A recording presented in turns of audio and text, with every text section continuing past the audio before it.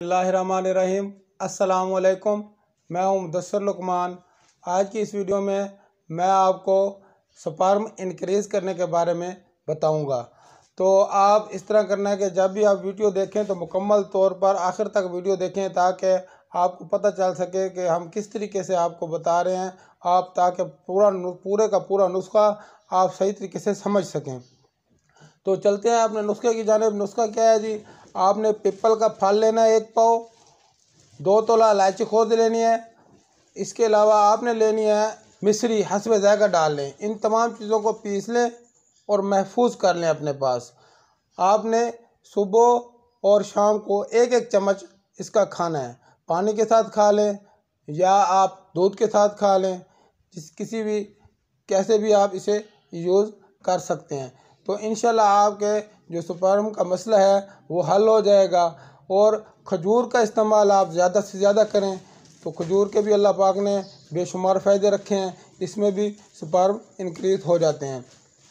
इसके अलावा मैं आपको बताता चलूँ, आपको पीपल के फल के बारे में बताया है। इसके अलावा आपको एक और बात बताता चलूँ कि पीपल की लकड़ी लें। जो हजरात अगर अपने ज़ौजा से बिस्तरी में लुत्फ़ का इजाफ़ा चाहते हैं तो उनके लिए हमने एक नुस्खा चुना है जी। क्या है जी? आप पीपल की लकड़ी लें। लकड़ी लेकर किसी पत्थर की दोरी के अंदर उसकी रगड़ाई करें और हल्का हल्का पानी डालते रहें। तो ये 5-7 दिन तक आप इसकी रगड़ाई करते रहें, पानी डालते रहें। उसके बाद इसको खुश्क होने दें। जब ये खुश्क होगा आपने इसको पीस कर ये पाउडर नुमा नीचे हासिल हो जाएगा आपको। आपने इस पाउडर को किसी डब्बी में महफूज कर लेना है। जिस वक्त हम बिस्तरी का इरादा करते हैं तो आपने थोड़ा सा पाउडर लेना है, उसमें हल्का सा पानी मिक्स करना है। मिक्स करके अपने उज़्व ख़ास पर लेप कर देना है। कम से कम आधा घंटा पहले लगा दें, तो इंशाल्लाह आपको हैरत अंगेज़ इससे रिज़ल्ट मिलेगा।